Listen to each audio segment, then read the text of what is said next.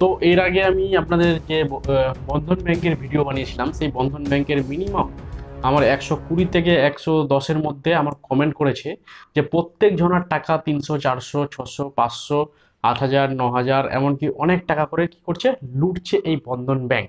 ঠিক আছে, তো আপনারা অবশ্যই এই ভিডিওটা দেখে নেবেন। ভিডিওটা আমি প্রথম পার্ট 1 বানিয়েছি এটা, তারপরে পার্ট 2 বানিয়েছি এটা, এবং আজকে যে ভিডিওটা বানাচ্ছি সেটা হচ্ছে পার্ট 3। এবং এই ভিডিওটা বানাবার কারণ হচ্ছে একটাই, কারণ আমার প্রতিদিন সেই ভিডিও থেকে বা ওই আগের ভিডিও থেকে আমার প্রতিদিন পার ডে 3-4টা কিন্তু কমেন্ট আসছে যে দাদা আমার আজকে এত টাকা চলে গেল, দাদা আজকে আমার এত টাকা চলে গেল, দাদা আজকে আপনার যদি আমি ভিডিওটা আজকে না দেখতাম তাহলে আরও আমার মিনিমাম 15-16 হাজার টাকা চলে যেত। থ্যাংক ইউ আপনার ভিডিওটা দেখার জন্য। তো এবার কি হচ্ছে যে এই ভিডিওটা বানিয়ে আমি যে বানিয়েছি, এই ভিডিওটা বানাবার মিনিমাম আমার একটাই টার্গেট, সেটা হচ্ছে এই যে সাধারণ ব্যক্তিদের টাকাগুলো লুটছে এই বন্ধন ব্যাংকের নাম করে কিছু স্ক্যামার, এই স্ক্যামারের হাত থেকে বাঁচাবার যে সঠিক উপায় সেটাই নিয়ে আমি কিন্তু এই ভিডিওটা বানাচ্ছি। তো অনেকজন আমার ভিডিও দেখে উপকারিত হয়েছে। এবার হচ্ছে মেন কথা যে কিছু কোশ্চেন এসছে সেই ভিডিওর কমেন্টে যে দাদা যদি এই রকম বন্ধন ব্যাংক যদি আমাদের চাকরি না দেয় তাহলে এরা কিভাবে সঠিক নিয়ম রয়েছে বন্ধন ব্যাংকে মানে জয়েন করার, বা বন্ধন ব্যাংকের যে জবগুলো রয়েছে ব্যাংকিং সেক্টরে হোক, বা বন্ধন সেই লোন অফিসে হোক, বা ফাইন্যান্সে হোক, বা ক্রেডিট কার্ড, আরও যে সমস্ত কাজ রয়েছে বন্ধন ব্যাংকে, সেই কাজগুলো আমরা কিভাবে জয়েন করতে পারবো, সঠিক তাহলে নিয়ম কোনটা। ঠিক আছে, এই যে হোয়াটসঅ্যাপের মাধ্যমে আপনাকে বলছে যে প্রথমে সিভি পাঠাও, ঠিক আছে, তারপরে তোমার ডকুমেন্টস পাঠাও, ডকুমেন্টসের সঙ্গে ফর্মে 300 টাকার আপনাকে একটা অ্যাপ্লিকেশন ফি লাগবে সেটা পাঠাও।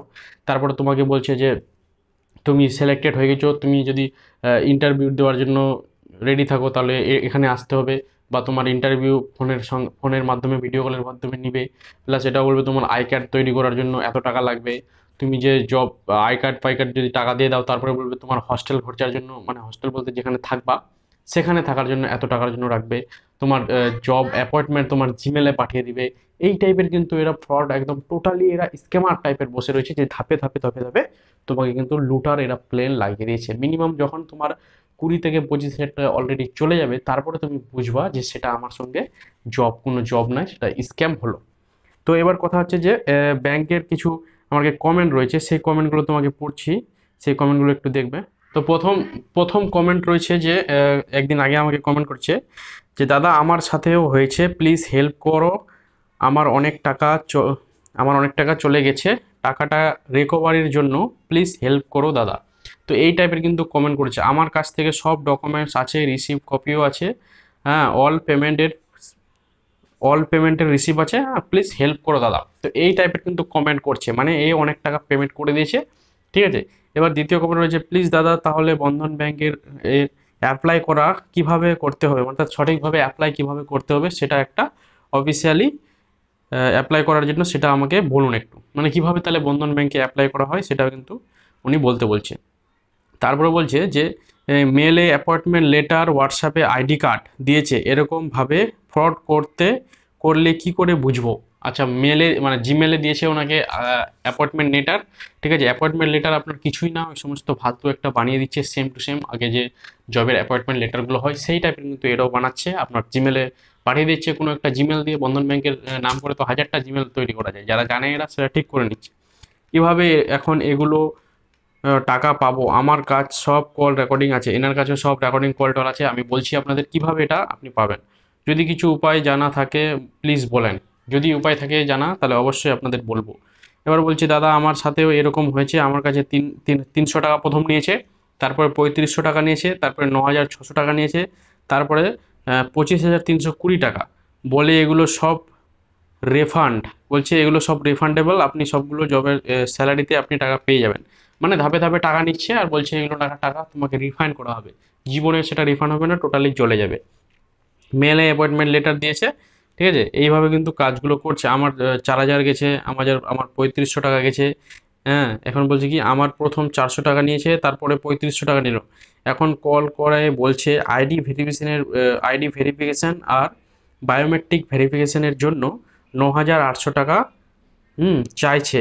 আমি তারপর বন্ধন ব্যাংকের কাস্টমার সার্ভিসে কল করি, ওরা জানায় বন্ধন ব্যাংকের কাজের জন্য কোনো টাকা লাগে না, মানে কাস্টমার কেয়ার বলছে কোনো টাকা লাগে না। অলরেডি আমার 3,900 টাকা চলে গেছে। ইউটিউব গুগলে কাস্টমার সার্ভিসের ভিডিও দেখে অনেক দেরি হয়ে গেছে, এটা টোটালি ফ্রড, মানে টোটালি এটা ফ্রড করেছে সেই।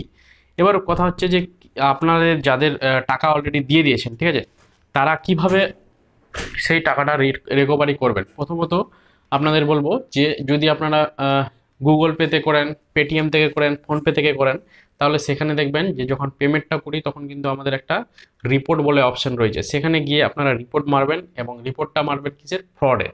মানে অপশন আসবে যে রং পেমেন্ট বা আরও অনেক অনেক পেমেন্ট রয়েছে, তো ওখানে দেখবেন যে ফ্রড পেমেন্ট অ্যালার্ট। তো ফ্রড যে পেমেন্টটা রয়েছে সেই পেমেন্টটার জায়গায় কিন্তু আপনারা রিপোর্টটা মারবেন প্রত্যেকটা, তাহলে যে অ্যাকাউন্টে তার টাকাগুলো কি হয়েছে গেছে সেখানে কিন্তু টাকাগুলো হোল্ড করে দেবে বা সেটা আটকে যাবে টাকা।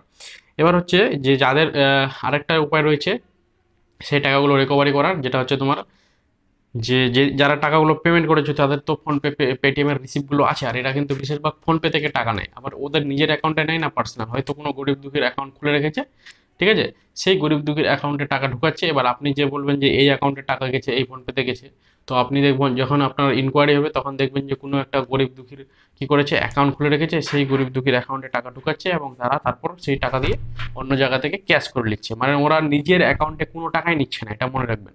যে আপনি যে বলবেন ওদের অ্যাকাউন্টে টাকা দিচ্ছে, ওদের তো ধরে নেওয়া যাবে, ওরা ওরা এত চালাক না, বা এত ওরা কি বলবো, এত ওরা চালাক আছে যে এই টাইপের কিন্তু কাজগুলো করছে। একদিন কি হয়েছে, আমি নিজের সিএসপিতে বসে আছি, সেখানে কি করেছে কিছু ফিঙ্গারপ্রিন্ট দিয়ে ডুপ্লিকেট করে ওরা ফিঙ্গার বানিয়ে নিয়ে চলে এসেছে কিছু কাস্টমারের, আধার কার্ড মোবাইলে আছে, প্যান কার্ড মোবাইলে আছে, নাম্বার ওর দিবে।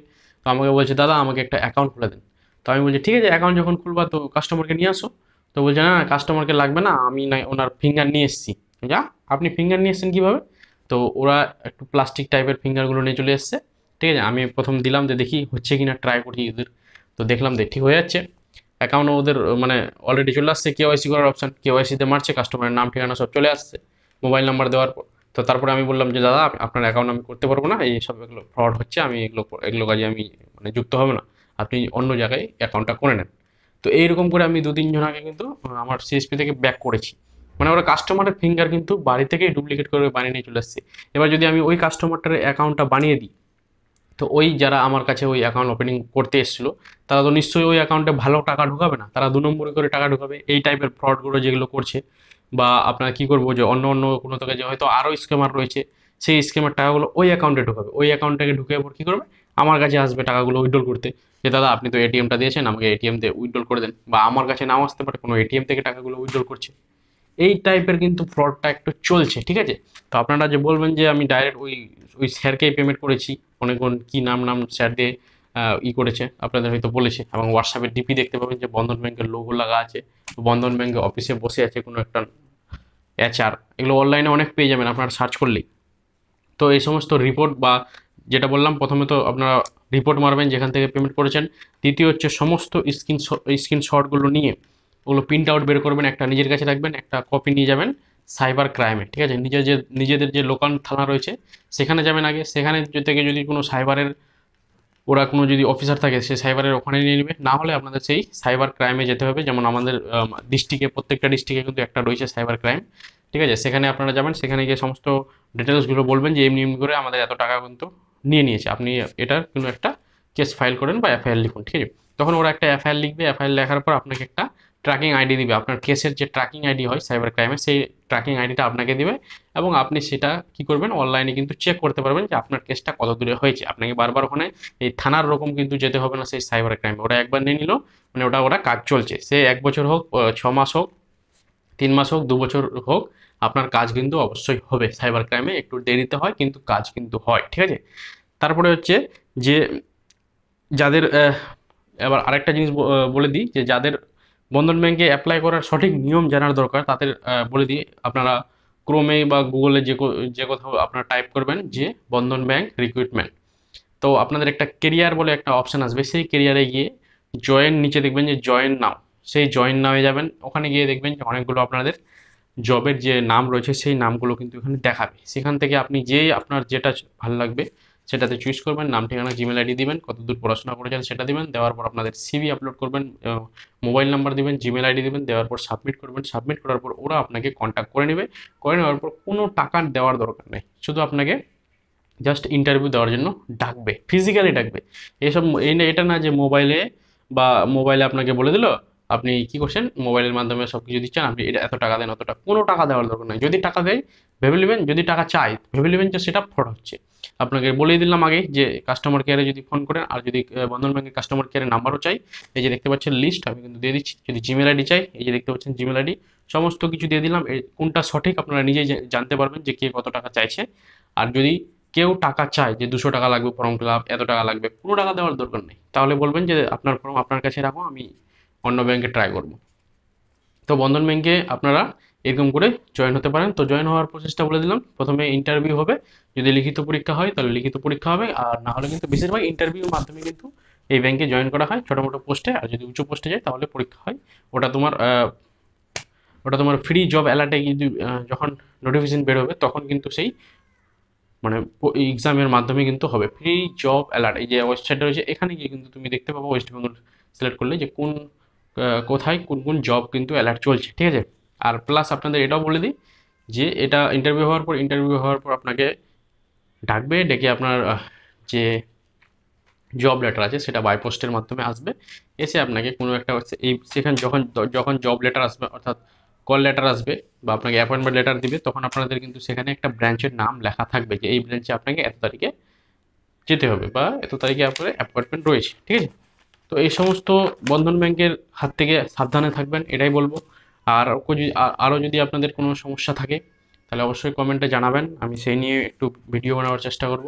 দেখা হবে আবার নেক্সট ভিডিও, তখন দেখতে থাকো জাহাঙ্গীর দা টেকনিক্যাল। আর এই দুটো ভিডিও কিন্তু আপনারা অবশ্যই দেখবেন, কিভাবে কিন্তু ধাপে ধাপে কিন্তু সেই কাস্টমারদের টাকা কিন্তু লুটছে, ঠিক আছে। তো দেখা হবে আবার নেক্সট ভিডিও, তখন দেখতে থাকো জাহাঙ্গীর দা টেকনিক্যাল।